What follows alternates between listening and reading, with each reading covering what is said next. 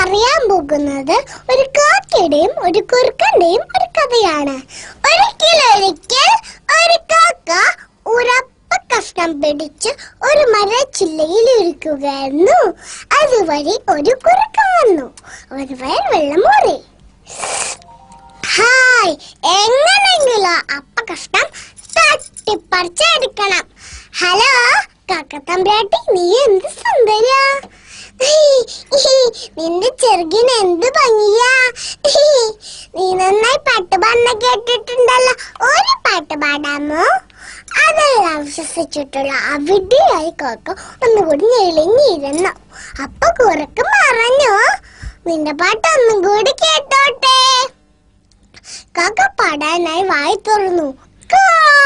അപ്പ കഷ്ണം താഴെ വീണു.